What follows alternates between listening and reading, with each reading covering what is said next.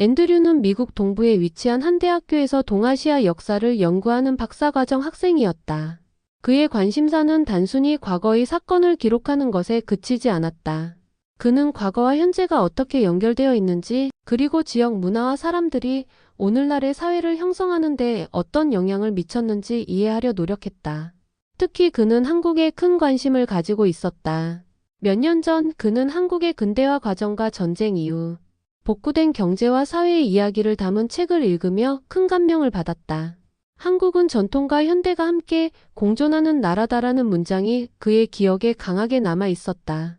이후 그는 한국의 역사뿐만 아니라 현대 한국인의 삶에 대해 더 깊이 알고 싶다는 열망을 품게 되었다.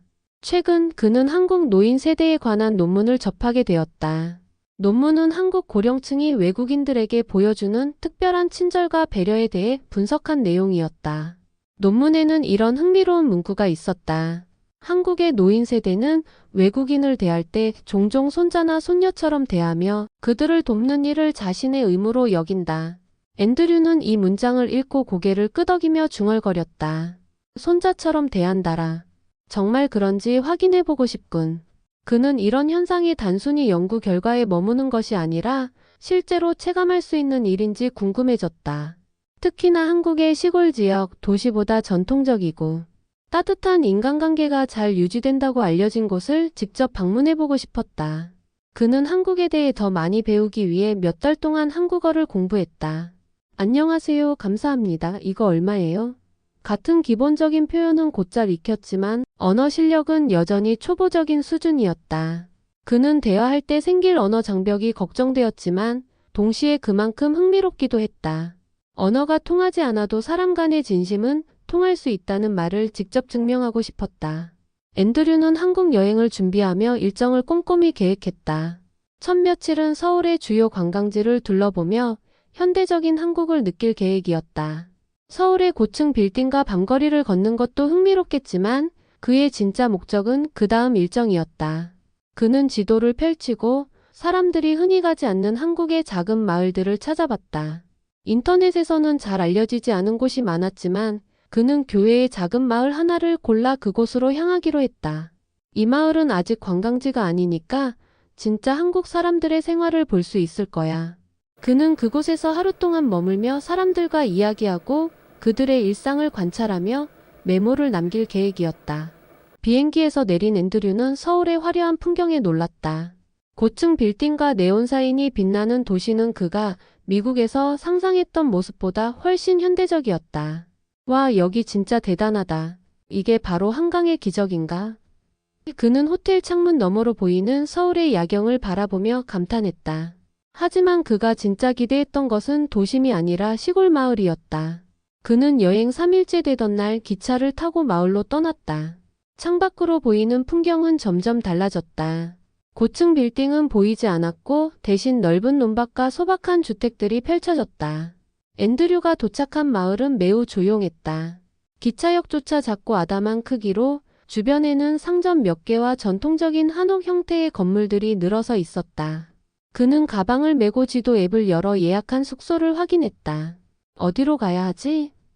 영어로 적힌 표지판이 없어서 지도를 보며 방향을 찾아야 했다. 하지만 시골 마을의 좁고 구불구불한 골목은 그의 예상보다 더 복잡했다. 구글 맵도 제대로 작동하지 않았고 거리 이름은 모두 한글로 적혀 있었다. 그는 이리저리 방향을 바꿔 걸으며 점점 더 혼란스러워졌다. 이거 제대로 준비해 올 걸. 그는 자신의 부족한 준비성을 탓하며 중얼거렸다. 몇 번이고 같은 길을 오갔지만 숙소를 찾을 수 없었다. 햇살은 따갑게 내리쬐고 더운 날씨에 땀은 줄줄 흘렀다. 점점 지쳐가던 그는 잠시 멈춰 서서 숨을 고르며 주위를 둘러보았다. 그때였다. 길가에서 한 할머니가 천천히 걸어오는 모습이 눈에 들어왔다. 회색 머리를 단정히 빗어 올리고 작은 장바구니를 든 할머니는 앤드류를 힐끗 바라보며 멈춰섰다. 그는 잠시 망설였지만 더 이상 방법이 없다고 생각하고 다가갔다. Excuse me, do you speak English? 앤드류는 조심스럽게 말을 건넸다. 할머니는 그를 바라보며 고개를 갸우뚱했다. 영어를 알아듣지 못하는 듯 했다. 앤드류는 당황했지만 손짓과 표정으로 자신이 길을 잃었다는 것을 설명하려 애썼다. 그는 스마트폰 화면을 가리키며 말했다. 여기. 호텔. 어디? 할머니는 앤드류의 손짓과 말을 한참 바라보더니 화면을 가까이 들여다봤다. 그러더니 고개를 끄덕이며 뭔가 중얼거렸다. 아, 여기구나. 그런데 이거 복잡한데. 할머니는 잠시 고민하더니 웃으며 말했다. 따라와. 내가 데려다 줄게. 그리고 손짓으로 앤드류에게 자신을 따라오라고 했다. 앤드류는 깜짝 놀랐다. 목적지까지 직접 데려다 주겠다는 제안은 그가 전혀 예상하지 못했던 일이었다. 정말요? 감사합니다. 그는 서툰 한국어로 말했다. 할머니는 대답 대신 환하게 웃으며 천천히 걸음을 옮겼다. 할머니를 따라가는 동안 앤드류는 주변의 풍경을 자세히 관찰했다. 좁은 골목길을 따라 늘어선 작은 집들, 어깨를 마주치며 인사를 나누는 이웃들, 그리고 길가에 심어진 감나무까지 모든 것이 그에게는 새로운 경험이었다. 할머니는 때때로 뒤를 돌아보며 앤드류가 잘 따라오고 있는지 확인했다. 그녀는 간간히 한국어로 무언가를 말했지만 앤드류는 대부분 이해하지 못했다. 그러나 그녀의 몸짓과 표정에서 충분히 그녀의 마음을 느낄 수 있었다. 길을 걸으며 할머니는 앤드류에게 작은 편의점 앞에서 잠시 멈추라고 손짓했다. 그녀는 가게 안으로 들어갔고 잠시 후 음료수와 삼각김밥 그리고 빵을 들고 나왔다. 날도 덥고 힘들지? 이거 먹으면서 힘내. 할머니는 웃으며 음식을 건넸다. 앤드류는 예상치 못한 친절에 눈이 커졌다. 정말 감사합니다. 저를 이렇게까지 도와주시다니. 그는 감동한 표정으로 음료를 받아들며 연신 고개를 숙였다. 할머니는 웃으며 말했다. 우리 손자 같아서 그래. 외국에서 힘들었을 텐데 내가 조금이라도 도와주고 싶어. 그녀의 말은 앤드류에게 깊은 울림을 주었다. 앤드류는 할머니를 따라 좁은 골목길을 걸으며 자신이 지금껏 경험했던 다른 어떤 나라와도 다른 풍경과 분위기를 느끼고 있었다. 할머니는 익숙한 발걸음으로 앤드류를 안내했고 가끔 뒤를 돌아 그가 잘 따라오는지 확인했다. 그녀는 영어를 전혀 못했지만 앤드류가 자신의 말을 이해하리라는 믿음으로 계속 한국어로 말을 걸었다. 너 어디서 왔니? 미국? 아니면 다른 나라? 앤드류는 그녀의 말을 완전히 이해하지는 못했지만 그녀가 그의 출신에 대해 묻는 것 같았다. 그는 환하게 웃으며 대답했다. 저는 미국에서 왔어요. 그러자 할머니는 고개를 끄덕이며 말했다. 미국? 우리 손자도 외국에서 공부하고 있는데 힘들다고 하더라. 너도 힘들지? 그녀는 미국이라는 단어만 알아듣고 자신의 이야기를 이어갔다. 앤드류는 그 말을 알아듣지 못했지만 할머니가 자신의 손자를 떠올리며 이야기하는 것을 짐작할 수 있었다. 그녀의 눈빛은 따뜻했고 말투에는 애정이 담겨 있었다. 골목길을 따라 걸으며 앤드류는 마을 사람들과의 소소한 교류를 관찰했다. 한 할아버지가 길가에서 감나무를 손질하고 있었고 지나가던 사람들이 그에게 인사를 건넸다. 감이 잘 익었네. 올해도 풍년이겠어. 그 말을 들은 할아버지는 미소를 지으며 고개를 끄덕였다. 앤드류는 그 풍경이 마치 한 편의 영화처럼 느껴졌다. 사람들이 서로 이렇게 가까운 관계를 유지하는 곳은 정말 드물어. 그는 미국의 도시 생활과는 너무나 다른 한국 시골의 분위기에 깊은 감명을 받았다. 길을 걷던 중 할머니는 앤드류를 데리고 잠시 한 가게 앞에서 멈췄다. 그것은 작은 구멍가게처럼 보였고 외관은 오래되어 보였지만 정겹고 깔끔했다. 여기서 잠깐 쉬자. 그녀는 손짓으로 가리키며 말했다. 앤드류는 고개를 끄덕이며 가게 안으로 들어갔다. 가게 안은 작고 소박했지만 따뜻한 분위기가 감돌았다. 선반에는 과자와 음료수, 그리고 오래된 라디오가 놓여 있었다. 할머니는 계산대에서 음료수와 간단한 간식을 샀다. 그녀는 계산을 마친 후 돌아와 앤드류에게 간식을 건네며 말했다. 힘들었지? 이거 먹어. 앤드류는 순간 멈칫했다. 그는 여행 내내 많은 사람들에게 친절을 받았지만 이렇게 자발적으로 그를 챙겨주는 사람은 처음이었다. 정말 감사합니다. 제가 드려야 하는데 그는 어색한 웃음을 지으며 말했다. 하지만 할머니는 단호하게 손을 저었다. 괜찮아. 우리 손자도 외국에 가서 길 잃고 그랬을 텐데 너도 똑같이 어려웠겠지. 그녀는 마치 손자에게 말하듯 다정하게 말했다.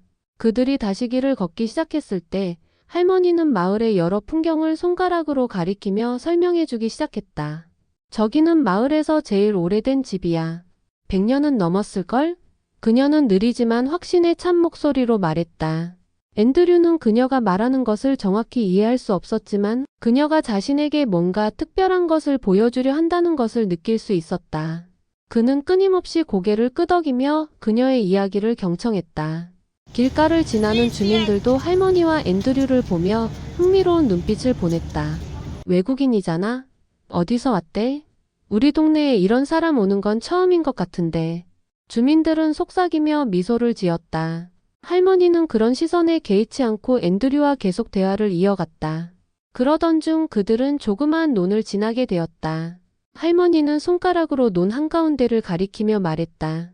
저기는 내가 어렸을 때 놀던 곳이야. 저 물길 따라가면서 동네 친구들이랑 참 재미있게 놀았지. 그녀는 과거를 떠올리며 미소 지었다.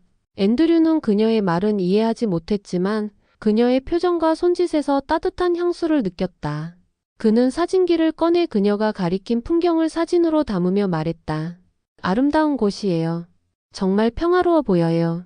할머니는 그의 반응에 기분이 좋은 듯 웃으며 말했다. 내가 이렇게 좋다니 나도 기쁘구나. 길을 걷다 보니 한 아이가 길가에서 울고 있는 모습이 보였다. 할머니는 바로 걸음을 멈추고 아이에게 다가가 말했다. 왜 울어? 무슨 일이야? 아이는 할머니를 보며 손가락으로 무언가를 가리켰다. 그것은 그의 손에서 떨어진 막대 사탕이었다. 할머니는 허리를 굽혀 아이의 눈높이에 맞추며 손을 뻗었다. 그녀는 막대 사탕을 주어 아이에게 건네며 머리를 쓰다듬었다. 다 됐어, 울지 마. 아이는 눈물을 닦으며 고개를 끄덕였고 그녀의 따뜻한 배려에 기분을 되찾은 듯했다.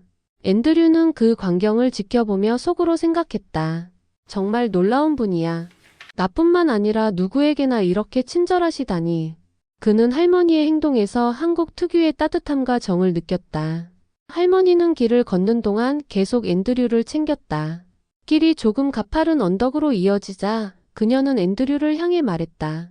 힘들면 잠깐 쉬어가도 돼. 그녀는 자신보다 훨씬 젊은 앤드류를 걱정하며 그가 무리하지 않기를 바라는 모습이었다. 앤드류는 고개를 저으며 말했다. 괜찮아요. 할머니가 더 힘드실 텐데. 그러자 할머니는 크게 웃으며 말했다.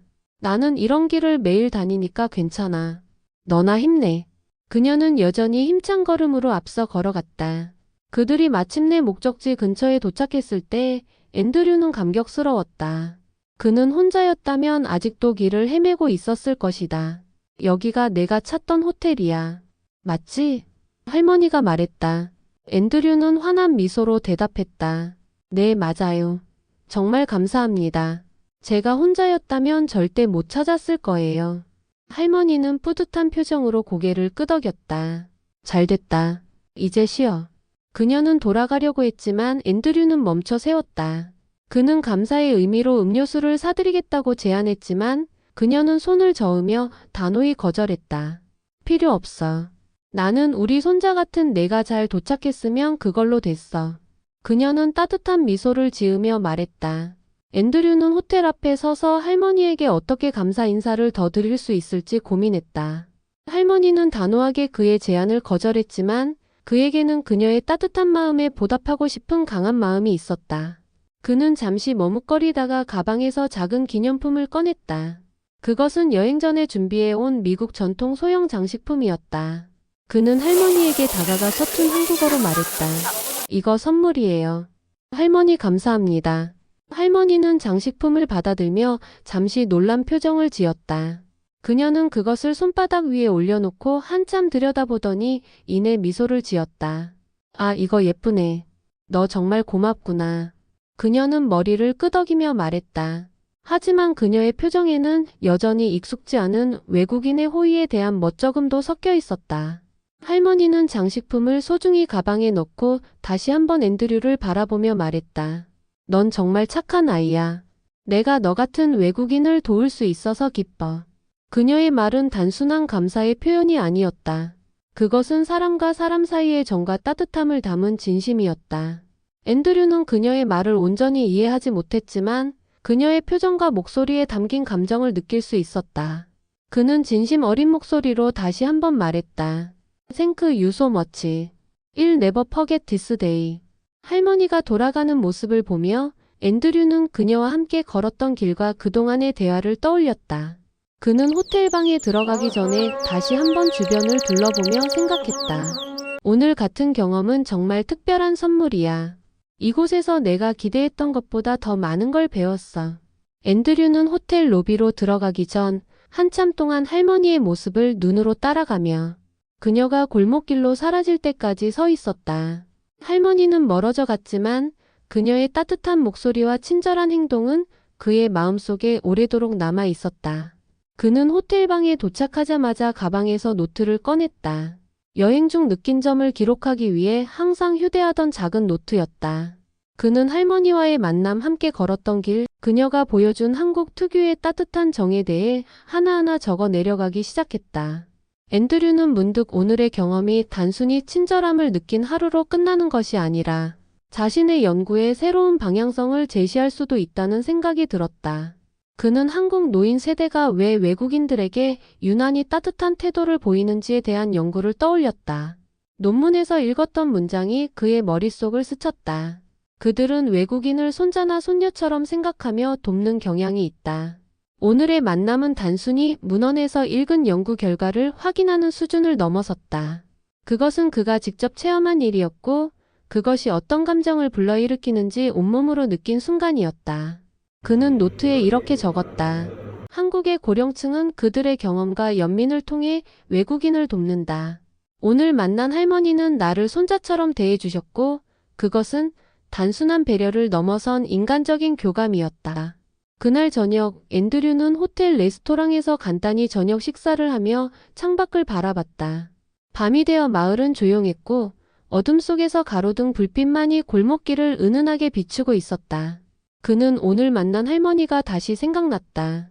그녀는 자신을 돕기 위해 시간을 내고 음료와 간식을 건네며 손자처럼 여기겠다는 말을 남겼다. 앤드류는 오늘 경험이 단순히 그날 하루로 끝날 일이 아니라는 것을 깨달았다. 그것은 자신이 연구하려는 주제를 더 깊이 이해하게 해주는 하나의 중요한 실마리가 될 수 있었다. 그는 앞으로도 이런 경험을 바탕으로 한국 문화와 사람들에 대해 더 깊이 탐구할 계획을 세웠다.